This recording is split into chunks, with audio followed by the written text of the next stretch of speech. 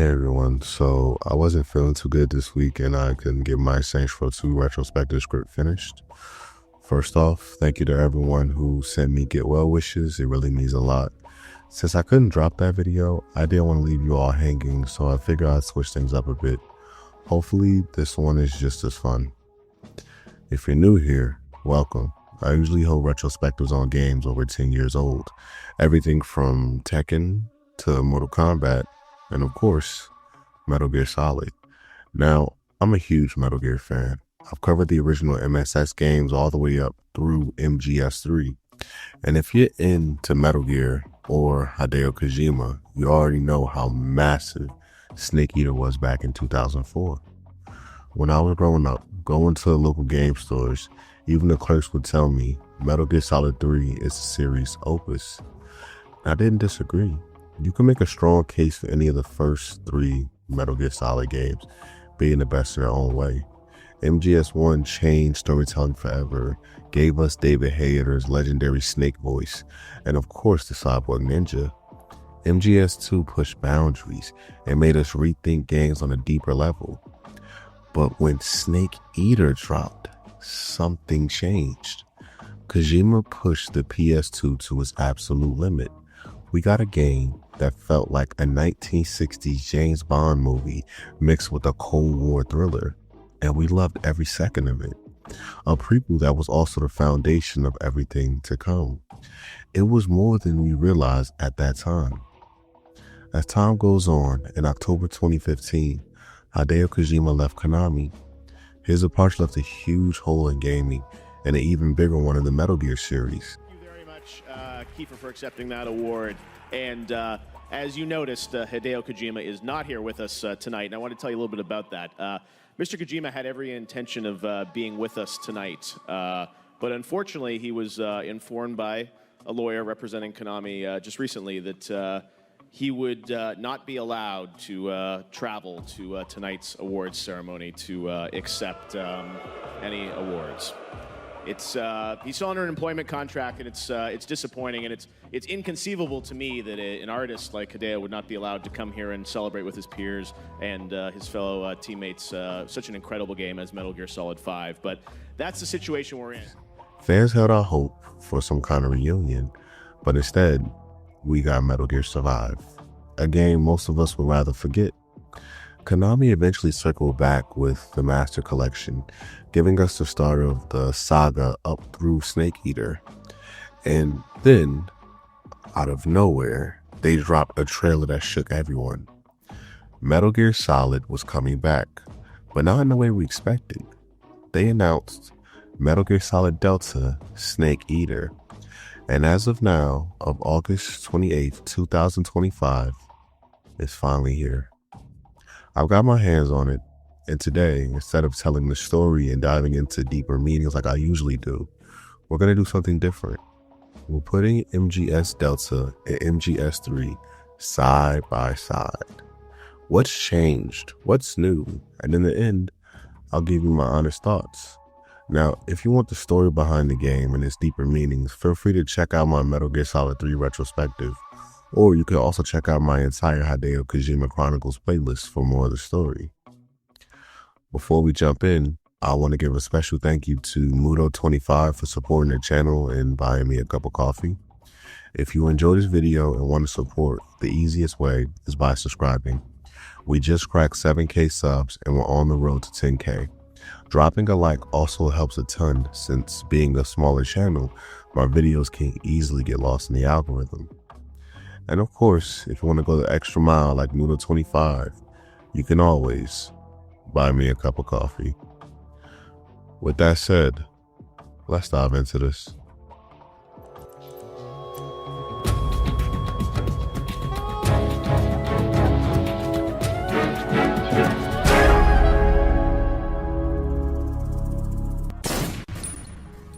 From a story perspective, everything in Delta stays true to the original.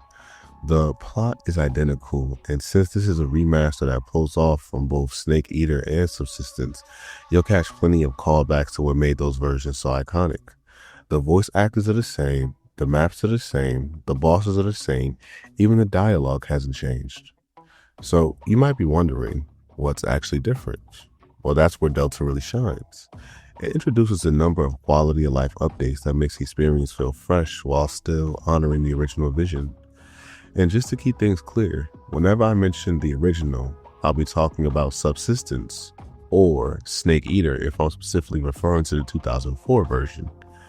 Delta, of course, will be the new release. To kick things off, when you start a new game in Delta, it feels familiar but also different. In the original Snake Eater, you had a few fun options. I'm playing MGS series for the first time, was there for newcomers. I like MGS1. I like MGS2 showed the same intro, but with Snake wearing the riding mask to troll players. Then when Subsistence dropped, we got the I like MGS3 option, which loaded you up with face paints and uniforms that weren't available back when the 2004 version first launched. Now in Delta, things expanded even further because there are more games in the series to reference. If you pick I'm playing MGS for the first time, you get the mummy uniform, which actually helps Snake with bandages. I like MGS1 unlocks the Oscam camo, which reduces damage taken by a third. And you also get the DPM uniform, which doubles your health recovery. I like MGS2 gives you the Desert Tiger camo, which comes with unlimited suppressor use on weapons like the MK22 and the M1911A1, along with the same ride mask intro. I like MGS3 nets the Fleck Turn camo, which provides unlimited battery power for items like the AP sensor and radars. It doesn't stop there. I like MGS4 gives you brown face paint with infinite O2 and green face paint with infinite grip. If you select I like Peace Walker, this unlocks the banana uniform, which originally came from beating Snake vs. Monkey. And I like MGS5 gives Snake all the nationality flag face paints. Finally, if you pick I like everything in the MGS series, you unlock the grenade uniform, which supplies you with, you guessed it, unlimited grenades. So right from the start, you're faced with some pretty strategic decisions. Back in the day, I always went with I like MGS3 because it was the easiest playthrough. The extra camos came in handy every time. But in Delta, your first run really makes you think. After that initial playthrough, all these camos become available, so the choice only truly matters the first time you play. On top of that, Delta gives you two different playstyles, New Style and Legacy Style. New Style plays similar to what we got in Subsistence and the HD collection. You got a fully free-moving camera, but now here's where it changes. Snake now shifts into an over-the-shoulder view when moving and aiming his weapon, but the real highlight and challenge comes with updated controls. If you got muscle memory from the older versions, brace yourself, because New Style will throw you in for a loop on your first run. Roll is now triangle, crouch is circle, the action button is X, and square reloads your weapon. The triggers handle aiming and shooting, and they're also tied to CQC. First person view stays the same, which is a relief, but stalking has changed completely. Instead of tiptoeing with the D-pad like in the past, it's now mapped to L1. What's interesting is the game can also be played in first person, but Snake moves slower, so it's cool for a moment, but if the speed can be boosted, some real magic might have happened there. If you don't remember, or maybe never knew, Snake's footsteps in all three versions made noise, and stalking was his way of moving slow enough to disguise these sounds. Turning it into a one-button action changes the feeling of sneaking around quite a bit. And since the D-pad is no longer tied to movement, it now doubles as your quick inventory selection for both items and weapons. I tried New Style first out of curiosity, and honestly, it messed me up at the start. My hands instantly know what to do in Snake Eater and Subsistence, but here is a real learning curve. You're going to find yourself fumbling commands, and that's okay. It's part of the adjustment. Now, the Legacy Style plays just like it used to, but with a few modern tweaks. On the surface, the HUD is back in the corners, which instantly gives you that nostalgic Snake Eater vibe. But keep in mind, this mode locks you in the original overhead camera from 2004, so no free moving here. Controls mostly fall back into place too. Crouching and CQC are mapped back to the original buttons of X and circle. Square, however, is still reload, and the triggers are used for attacks. And just like before, you can only manually aim in first-person mode. Delta also introduces something new, visual filters for each style. Of course, you can play with no filter, the default look, but there's some fun options. Action Movie gives the game that cinematic punch, which honestly fits a title like this. Bleach Bypass recreates the chemical film effect, skipping part of the bleaching process for a harsher high contrast look. Retro Brown makes the game feel like an old photograph, while Monochrome strips everything down to black and white. Nostalgic brightens the colors in almost surreal levels. And finally, Legacy really pulls out the richness of the jungle environments, making them pop in a way that feels classic yet modern. The best part, all of these filters are interchangeable. You can swap between them under the graphics options menu, and they work across both new style and legacy style. So whether you want a faithful experience or something with a little extra flair, the possibilities are endless. Thankfully, the classic difficulties make a return, and this time they're back with a vengeance. When you select your difficulty, the game actually tells you up front what you're getting into, along with the highest rank you can earn on that mode. For example, on very easy, you start with the easy gun. Snake has a full health bar and enemies are heavily nerfed, just like the original Snake Eater. But as you move down the list, Snake's health starts getting smaller and smaller. By the time you hit normal, you see that the highest rank you can earn is Doberman. On hard, that rank bumps up to Fox, and on extreme, you're chasing the legendary Foxhound title. European Extreme returned too, but is only available after beating the game. On top of that, difficulty also affects your starting gear. Items like the AP sensor and the sonar systems gradually get stripped away the higher you go in difficulty. This is exactly how it worked back in the day. It's a small touch, but one that keeps the spirit of the original alive while making sure each difficulty feels distinct. Since this is a new version of the game, we have tips that we can access through the game that help us adjust. Like I said, quality of life changes. Now, let's get into the game itself. Cutscenes in Delta have been completely reimagined with the Unreal Engine, giving characters more ways to express pain, anger, and emotion than ever before. Much like the original, you'll see Snake scars and burns, but here they are more detailed and realistic. Blood, injuries, and damage are rendered with clarity we never had back in 2004. Now, I'm from a generation where gameplay always comes before graphics, but in this case, the visuals really enhance the experience. The presentation and mechanics come together in a way that feels both faithful and fresh. Enemies also got a noticeable upgrade. Take the scientists and mechanics, for example. In the original, most of them look like they shared the same babyface model. In Delta, you'll see more variety, different facial hair, subtle details that help flesh out the roster and make the world feel a little more alive. The radio has seen some big quality of life improvements too. Back in 2004, you could fast forward calls, but the dialogue would just cut off. In Delta, fast forwarding pauses the conversation, and when you hit X, the character picks up right where they left off. You can also pause the radio calls entirely, which is perfect to go out for a bathroom break. Quick calls are smoother too. Hold down to auto call anyone, or press triangle to go straight back to the classic codec screen. Even saving is streamlined. From the radio menu, you can hit square and save instantly instead of scrolling through the contact list. And it doesn't stop there. Cutscenes themselves can now be paused, just like in MGS4. Instead of skipping outright, you can access options that used to be tucked away in the Survivor viewer, and even dive into a new photo mode and capture cinematic movements. It's a small addition, but for a series known for storytelling, it's a big win. Now, let's talk about the Survivor viewer. At first glance, it looks just like the original, but the accessibility has been seriously improved. Back in Snake Eater, you had to jump into camouflage mode, pick either your face paint or your uniform, back out, and then go in again to change the other. In Delta, it's all streamlined. Tap R1 or L1 and you can swap between face and uniform instantly. Another major update is the ability to sort and store your camos. If you played the original, you remember the old trial and error method. Pick a camo, see if your index went up, and keep switching until you couldn't get any better. In Delta, just pressing square, you can sort newest, oldest, legacy style, or my favorite, highest camo index. Personally, with all the time I've put into the series, having that index is a huge time saver. It makes switching seamless.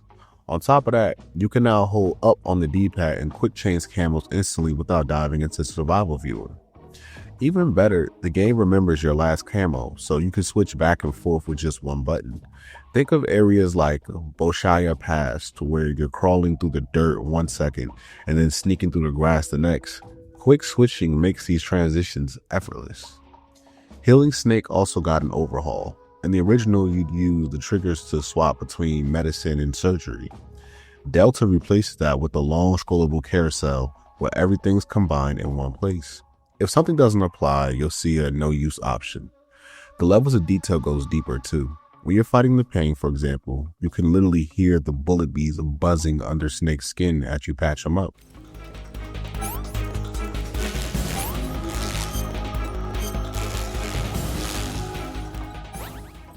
It's unsettling, but also a perfect showcase of how much attention to detail went into updating the survival systems.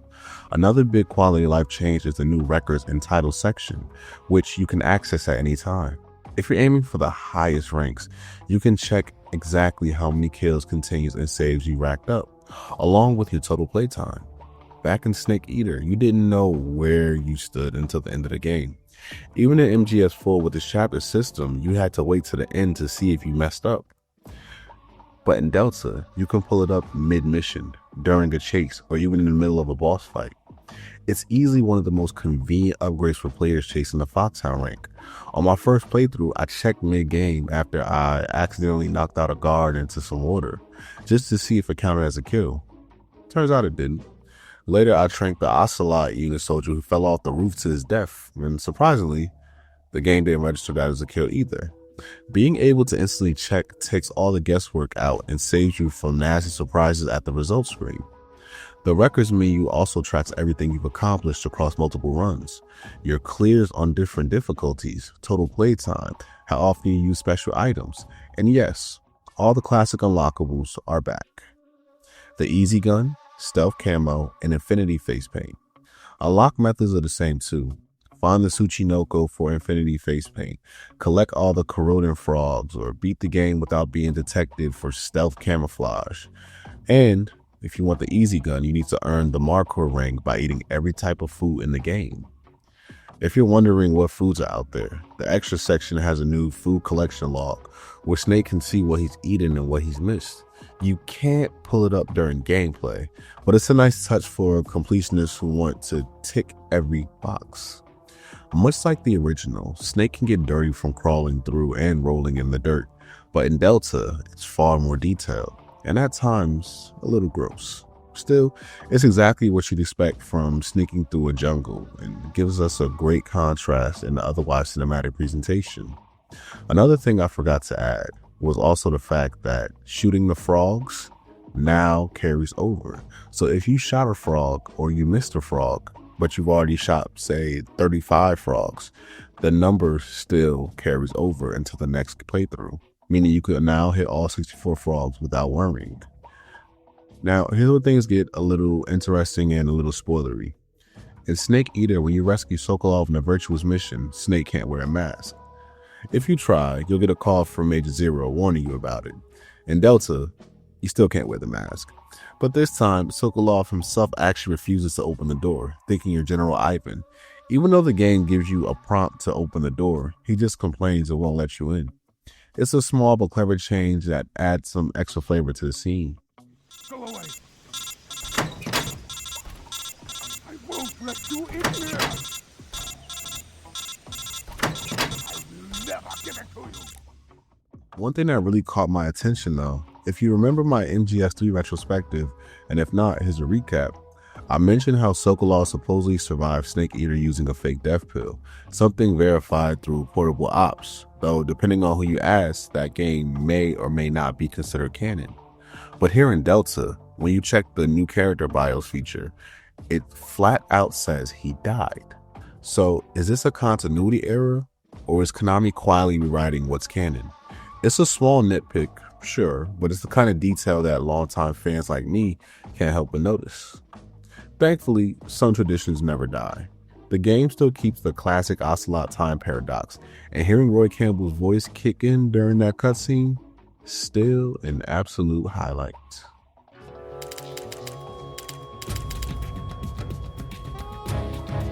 You've created a time paradox. Snake, you can't go changing the future like that. It's worth reliving, you know? Like the old trophy from the HD collection. Problem solved, series over. Something that definitely takes some time getting used to in the new style is swimming. The controls are different now, and sometimes you'll hit the wrong button, sending Snake deeper underwater when you meant to surface. Like I said before, it's really about retraining your muscle memory. Shooting also feels a little different. While stamina shooting is still there, the indicator can be slightly off. Sometimes it takes 3 shots from a distance to be sure you hit your target with a headshot. But when you get close enough, your shots land much more precisely. Another interesting tweak is that the compass is now an item. That's something we've never seen in any version before. But honestly, it feels fitting for a survival game like this. Now, the boss fights are still the same at their core, but some of the old tricks we relied on don't work anymore. If you played the original Snake Eater, you probably remember all the YouTube videos showing easier ways to beat bosses. One famous example was the Fear.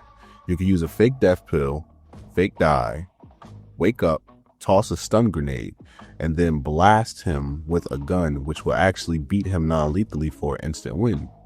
In Delta, that trick only takes a chunk of his health. You actually have to fight him straight up now. That hack no longer works. Another big one, they nerfed the old Konami cheat code against the end. If you recall back in the day, entering up, up, down, down, left, right, square, triangle will reveal his location. Try that in Delta. Instead of a cheat, you get roasted by the end himself. What are you trying to do? Fight like a man. You'll never beat me like that.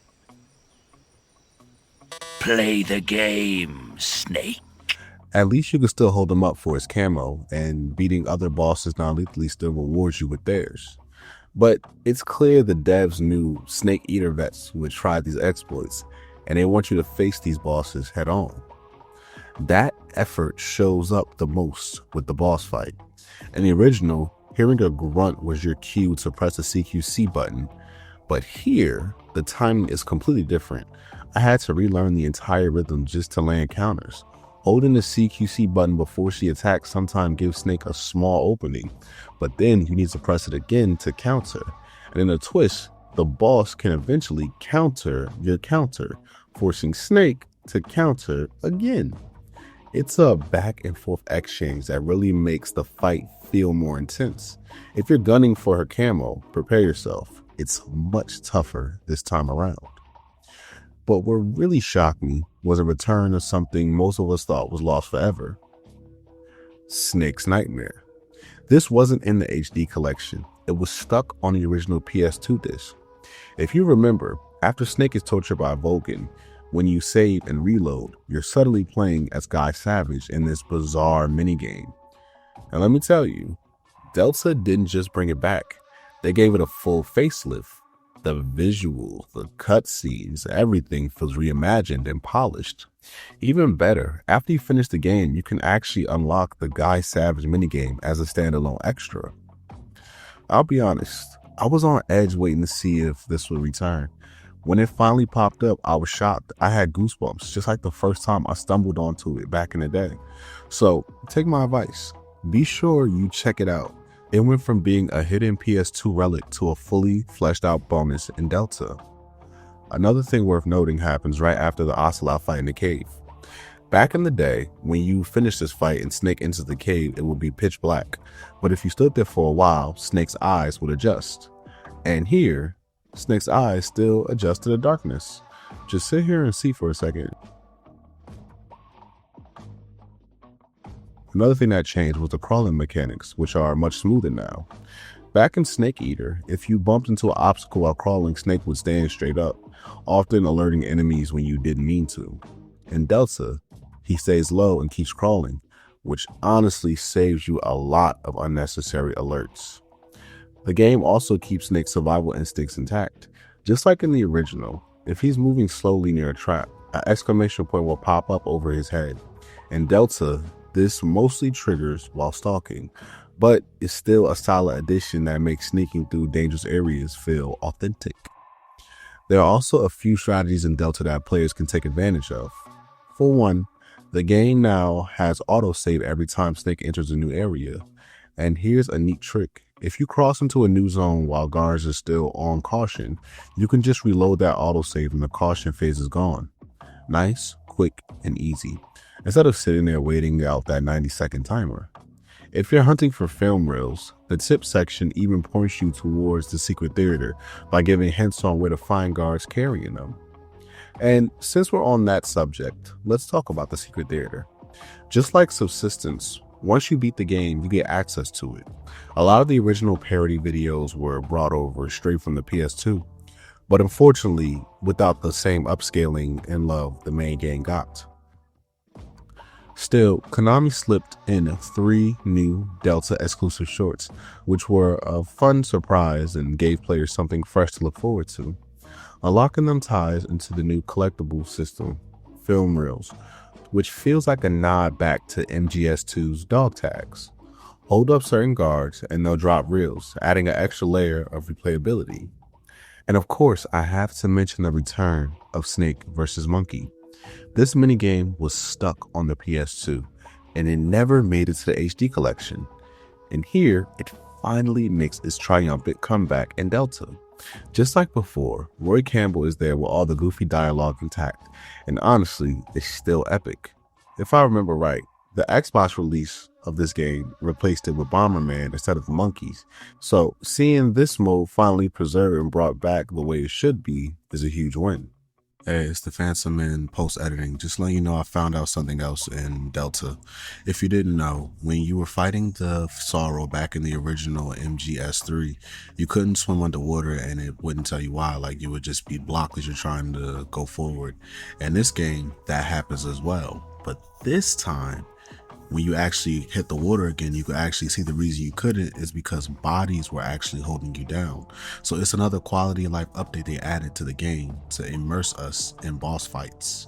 At the end of the day, Delta takes everything we loved about Snake Eater and polishes it with modern touches.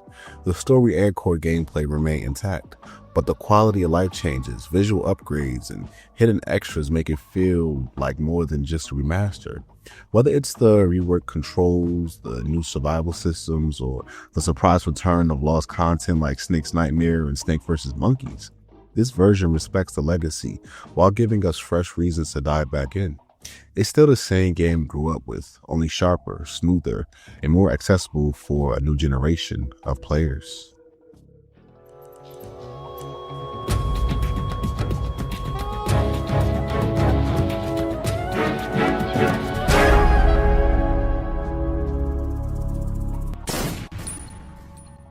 Now, I'm going to be honest with you all. I was really looking forward to this game. In case you don't know, I've been collecting Metal Gear for years. I've got the Essential Collection, the HD Collection, the Legacy Collection, even the limited edition Subsistence for MGS3. So yeah, Delta was always going to be on my radar. And since I already covered Snake Eater on the channel, it only felt right to run it back and compare Delta to the original. And not to throw shade on anyone, but I've seen a lot of people online talking about Delta like Snake's wounds, healing, and camouflage are brand new features. For vets like me and some of you, we know that's been here since 2004. But I had to remind myself, maybe it's just new to them. For me, this was about proving to myself I still knew the game inside and out. And let me tell you, the smile I had on my face said it all. I beat the end in record time, snuck through with stealth like it was second nature. And because I picked up the tactical edition, those extra camos saved my life more than once. Running with the Fox camo to silence my footsteps turned a lot of tense moments into cakewalks. What I really wanted to see was what Konami would get right and what they might mess up. And honestly, they got a lot right. But I do have a few gripes. We all felt the loss when Kojima left Konami, but with Delta, it feels like maybe they learned a lesson. Buying and playing this game honestly rejuvenated me and gave me hope again. That said, I still have nitpicks. I wish the Guy Savage minigame had a cooler unlockable tied to it. Something like how the first Tekken gave us Devil through Galaga. The Sokolov continuity issue still bugs me, because it leaves me wondering what's actually canon. And part of me wishes the game lets us play in new style with the legacy controls by default. Sure, you can create custom layouts, but coming from an older time, a lot of players used to avoid tinkering with controls out of fear of messing something up. Another thing, I think it would have been amazing if first-person view mode was fully playable with normal movement speed. Snake can move in first person here, which is smoother than Metal Gear Integral ever was, but he doesn't move fast enough for it to feel practical. Still, these are small complaints. Even with the learning curve of the new controls, Delta still has something magical about it. Delta has that nostalgia touch that's missing in so many modern games. Believe it or not, the game I think for this is actually Silent Hill 2. When Konami remade that game and stayed faithful to the original, it proved they can deliver when they want to. Silent Hill 2 was great, so Delta had no choice but to live up to that bar, and it did. But now, the big question, what's next? Could we see a Sons of Liberty remake? A full 98 Metal Gear Solid remake? Or my dream project, the remakes of the very first Metal Gear and Metal Gear 2? Just imagine a game called Metal Gear Solid Intrude or Metal Gear Solid Zanzibar. We're telling those classic stories in a whole new way. Fans are here for that. And when I compare Metal Gear remakes, let's just call a spade, Delta is placed above the Twin Snakes. And that's a game that honestly deserves an Unreal Engine revival of its own. What's truly interesting is how this game has stood the test of time. Think about it. Snake Eater dropped in 2004. Subsistence followed in 2005. Then in 2011, we got the HD collection. That's only 6 years later. Over a decade later, it was ported again to the Master Collection. And now, here we are in 2025 with Metal Gear Solid Delta. Seeing Konami put so much effort into re-releasing this game and keeping it alive for a new generation means a lot to me, because once again, we all get to relive, or for the first time, live in the jungle. If you made it to the end, first off, thank you. This was a different type of video than I usually make, and I hope you enjoyed it. If you like this style of content where I compare originals to their remakes, let me know. I've still got Silent Hill lined up, and there's a huge backlog of Resident Evil games I could also cover, so the possibilities are endless. Drop a comment below and let me know what you thought of this video. Since I'm feeling better, next week I'll finally be bringing you my Saints Row 2 retrospective, and the following week we're back with GTA to cover Vice City stories. So if you enjoy my kind of content, subscribing is the best way to make sure you always have that lifeline to me. Liking the video also helps push it out to more viewers and keeps us growing in the algorithm. And if you're feeling generous, you can always buy me a cup of coffee. Be sure to check out my other Metal Gear retrospectives and my Hideo Kojima Chronicles if you haven't already. With that said, this is the Retro Phantom, signing out.